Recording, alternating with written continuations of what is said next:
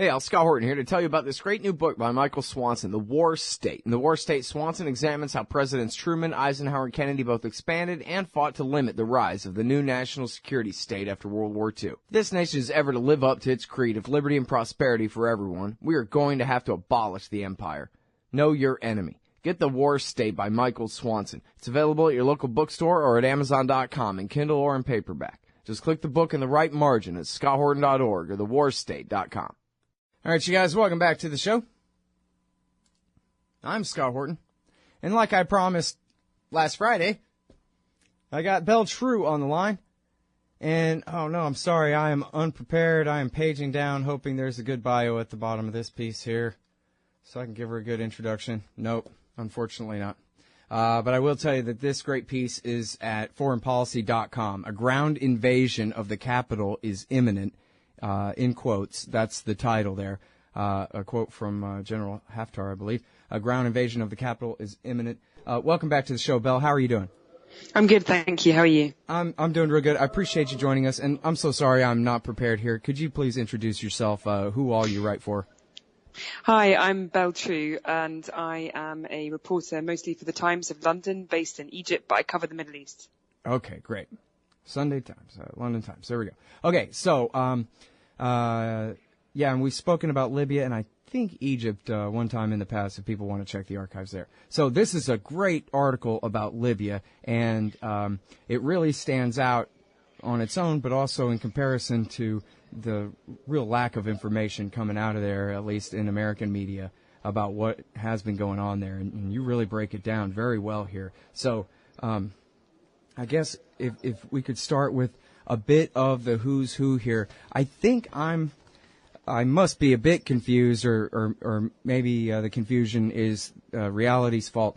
But am I right that you write that the Islamists have more say in the West, and the quote-unquote secularists, at least, have more say in the East, even though back in the Civil War in 2011, it was more the Islamist rebels backed by NATO moving from the East to the West to sack the, pseudo, whatever you call them, secularist, militarist power of Gaddafi out of Tripoli. Do I have that right? Yeah, I mean, obviously Libya is a bit of a mess, and as happens with civil war, but if you want to put it in quite simple terms, you've got a divide now between two sides of the country, East and West. In the West, we've got this coalition called Libya Dawn of militias, some Islamist-leaning politicians, and also jihadi groups, which they admitted to me. And they've got control of Tripoli and large swathes of territory in the West. In the East, where you've got the official internationally recognized government, which, as you said, is more secular, are in exile in the East at the moment. They've got their own recently rebranded Libyan National Army, and they are battling different groups in the East, but their sort of stronghold is in the far eastern towns near the Egyptian border. Mm-hmm. And now, what about the Americans and the European Union and NATO, the spies, the special forces? Are they picking sides in this thing? Well, they've definitely backed what is being regarded as the official government, which, as I said, is in exile in the East. And that's because that comes off the back of an election. There's an elected parliament. It was elected over the summer last year.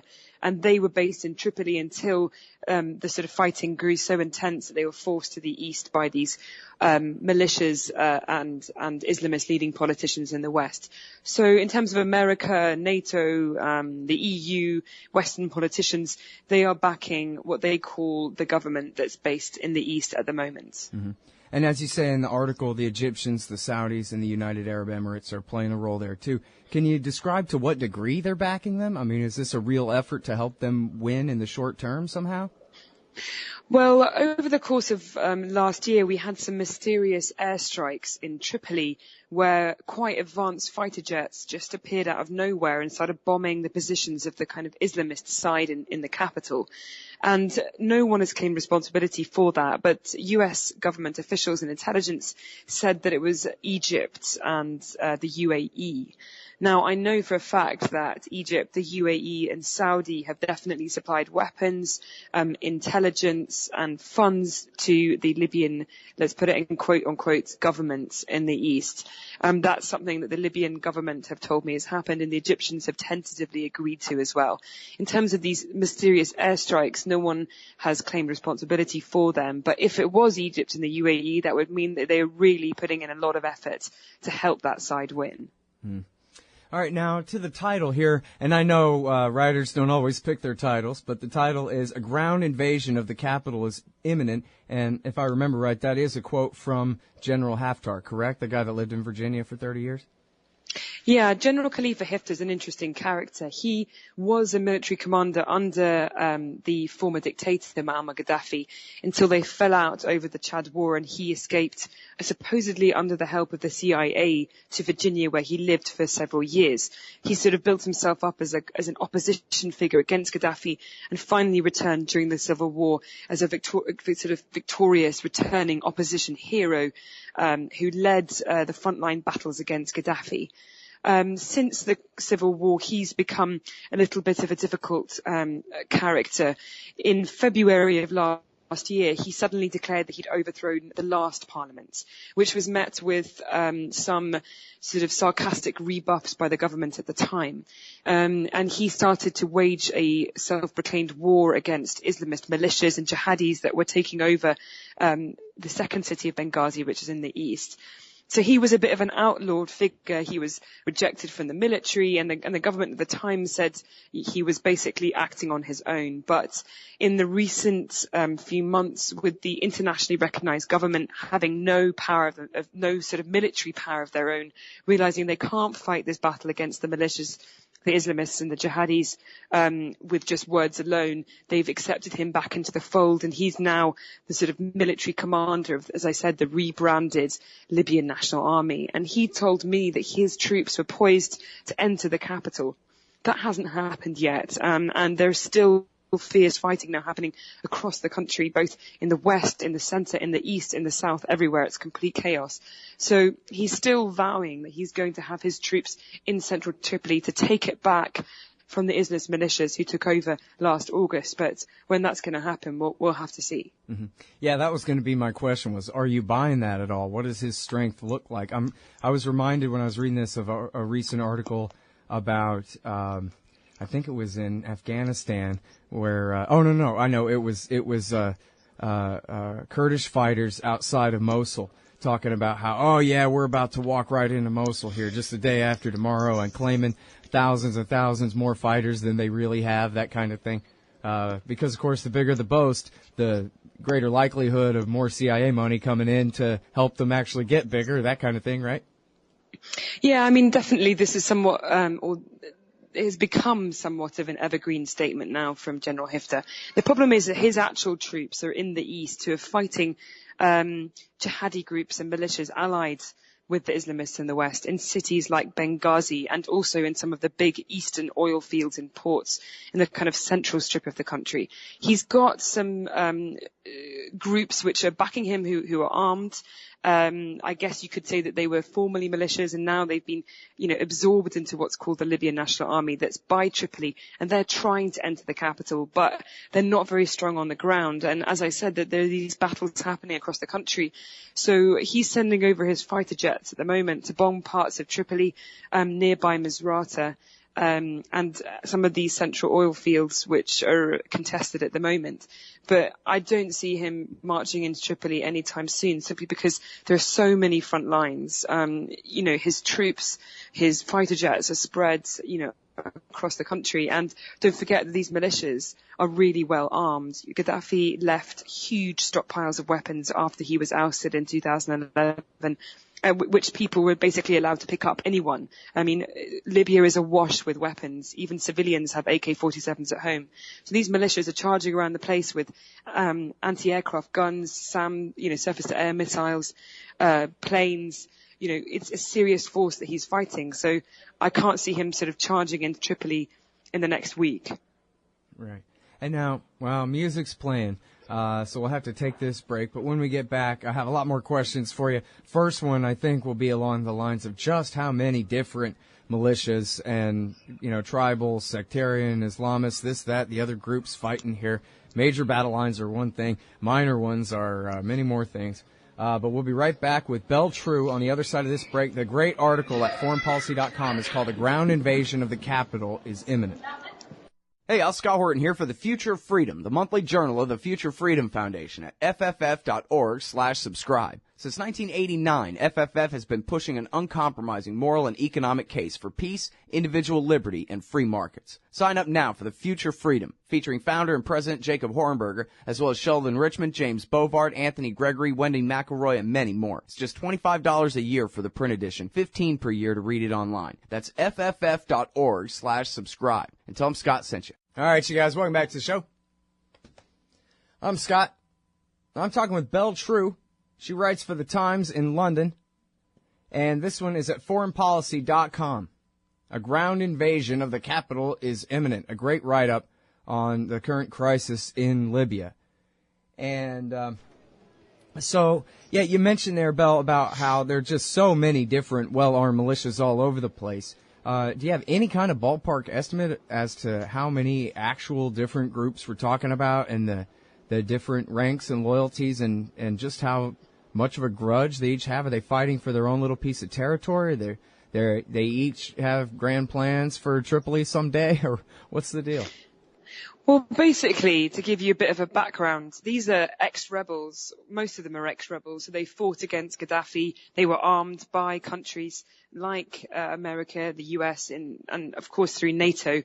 And after the fall of Gaddafi, they were basically, the government at the time didn't know what to do with them. They had huge amounts of weapons. They weren't going to go home. They certainly weren't going to put down their anti-aircraft guns. So at the time, the Libyan transitional government basically absorbed them into the interior ministries and the defense ministries, which means they put them on the government payroll. So that means there's about 1,500 different militias who are officially on the government books and are still being paid by the government because the budget is an old one that was set by law and can't be changed. So we have a ridiculous situation right now where the elected parliament and its cabinet are fighting over 1,500 militias who are being paid by the government to continue their work. That can't be changed on the next financial year, the next budget, which will be set at some point in the middle of this civil war.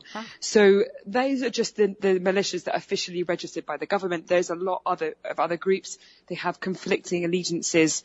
They want different parts of territories. They have their own brigade commanders. It's really haphazard. We're talking about basically normal people who picked up a lot of weapons during the Civil War and have been charging around with those weapons ever since. And on top of that, as you mentioned before the break, there's also the tribes as well. There are dozens of tribes who have their own allegiances, who are also very heavily armed and occupying different parts of the country, protecting their territory. So it's a total mess and a massive headache, with all sides receiving funds, being massively heavily armed, having access to airports, planes, you name it. Mm-hmm. All right, so we've seen the battle for the Tripoli airport and all the refineries on fire, all this stuff. But now, so what about ISIS? We see lots of headlines about those declaring loyalty to the Islamic State running around fighting in Libya. But what's the truth of that on the ground, do you think?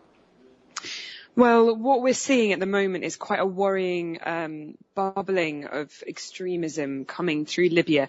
Imagine how huge Libya is. It's over 2,000 kilometers long. It has enormous borders with Egypt, with Tunisia, with all these different countries. And those borders are completely unguarded. They're open. There's no control. There's no state. There's no police. There's no military. There's no nothing. And meanwhile, you've got a lot of heavily armed people, many of them with quite strong Islamic, or I'd say we can't even really call this Islamic because the kind of extremist jihadist ideology doesn't reflect Islam at all, but extremist thoughts charging about the country.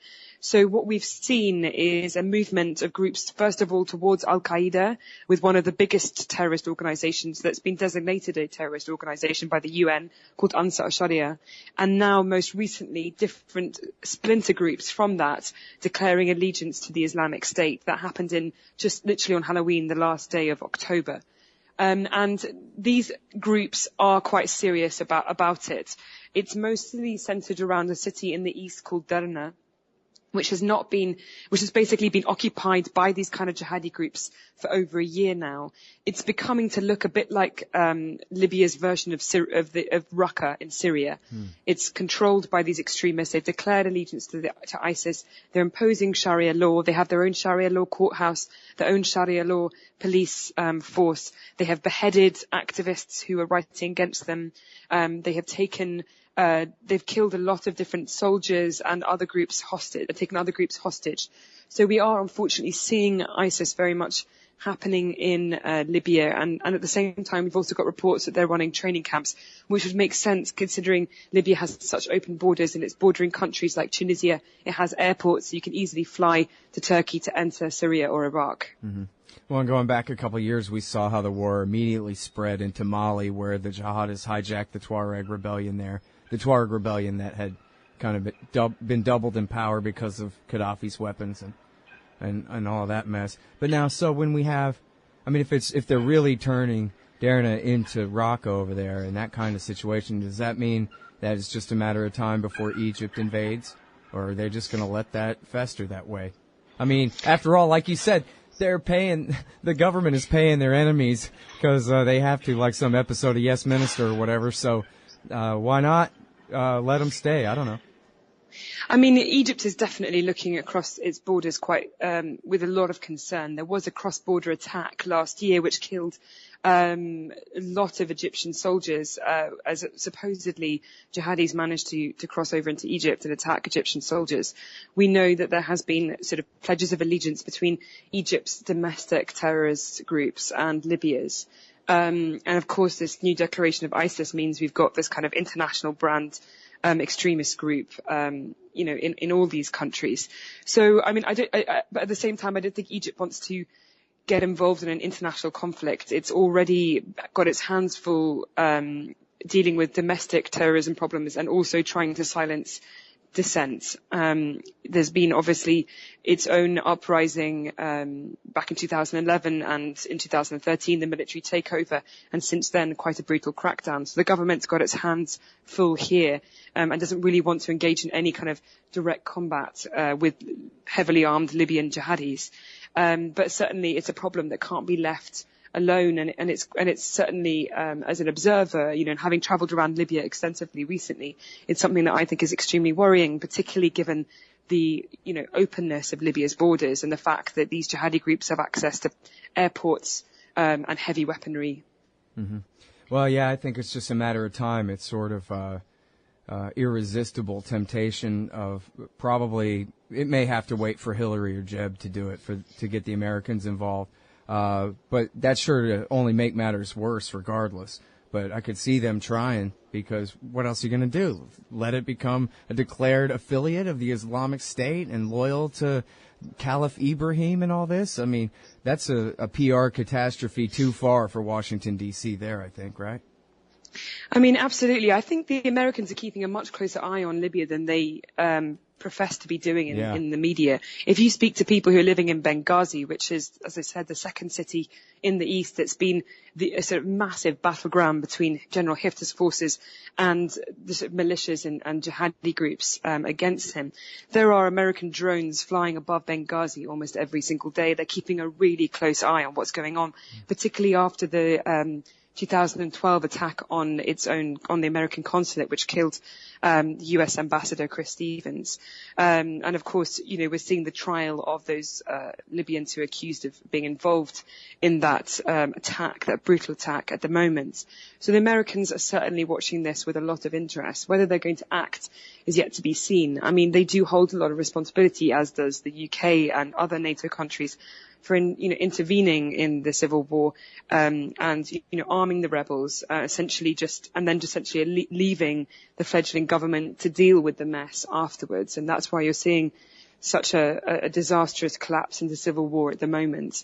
Whether they'll risk coming back into Libya and attempting to intervene as they are in Syria and Iraq is yet to be seen. I think they have lost, as you said, a massive PR battle with all their international wars they've been fighting recently. Yeah.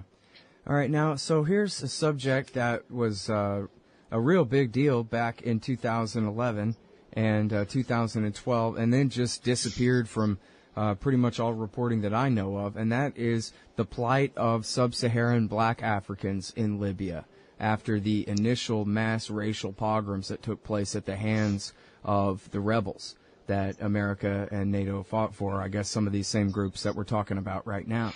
Whatever happened to them? Are they okay? Or did they flee the country? Were they killed? How many people are we talking about? Does anyone even know?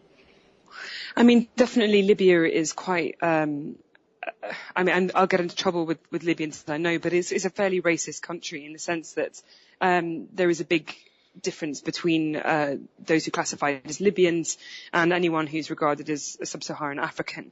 At the moment, we're still seeing, I mean, there's been a lot of attacks on Libyan tribes who, like the Tuaregans, who actually, whose tribes actually are also in Libya and also other African countries, and they're labelled as kind of foreigners, and they are still living in displacement camps now.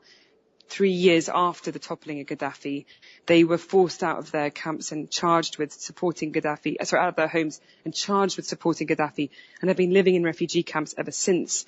And their situation is very, very dire. In addition to that, you've obviously got sub-Saharan African workers who are sort of forced to come to Libya to get work and try and make that perilous journey through to Italy via the Lampedusa crossing.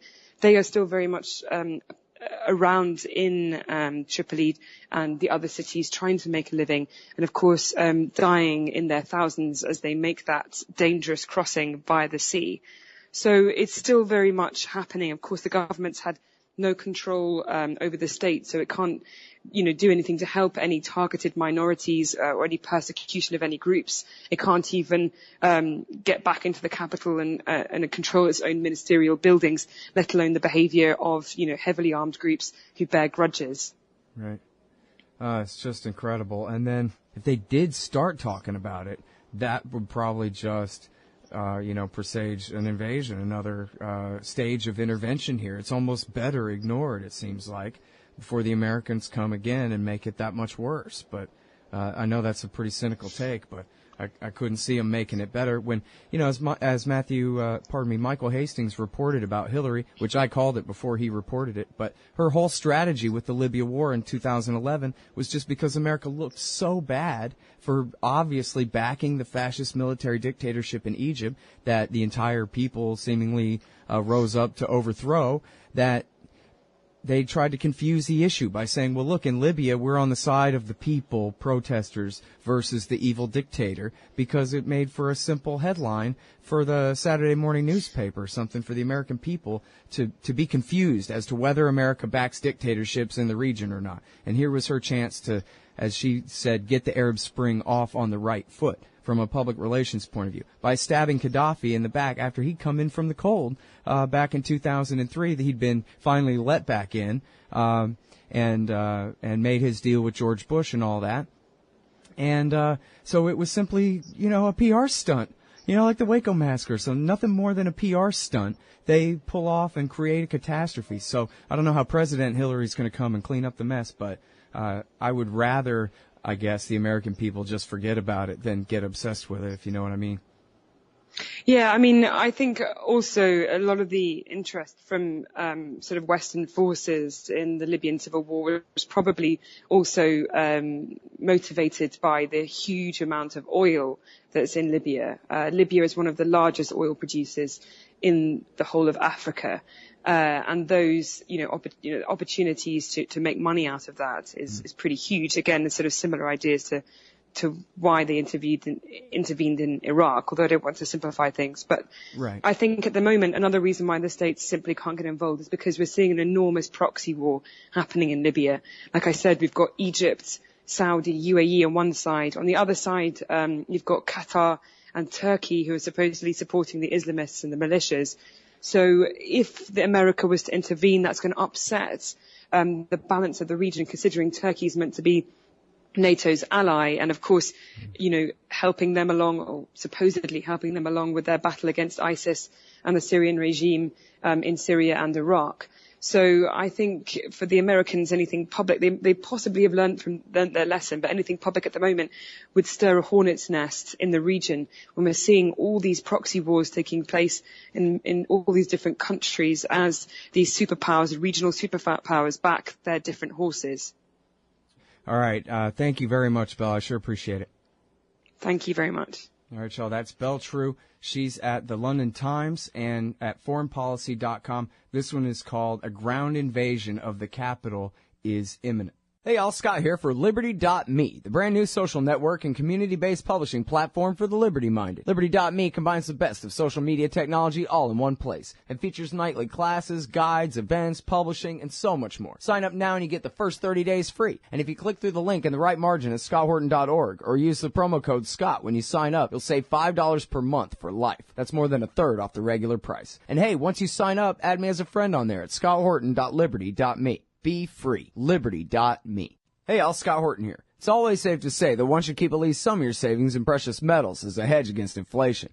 And if this economy ever does heat back up and the banks start expanding credit, rising prices could make metals a very profitable bet. Since 1977, Robertson Roberts Brokerage Inc. has been helping people buy and sell gold, silver, platinum, and palladium, and they do it well. They're fast, reliable, and trusted for more than 35 years. And they take Bitcoin. Call Robertson Roberts at 1-800-874-9760 or stop by rrbi.co. Hey, y'all, Scott Horton here for wallstreetwindow.com. Mike Swanson knows his stuff. He made a killing running his own hedge fund and always gets out of the stock market before the government-generated bubbles pop, which is, by the way, what he's doing right now, selling all his stocks and betting on gold and commodities. Sign up at wallstreetwindow.com and get real-time updates from Mike on all his market moves. It's hard to know how to protect your savings and earn a good return in an economy like this. Mike Swanson can help. Follow along on paper and see for yourself. wallstreetwindow.com.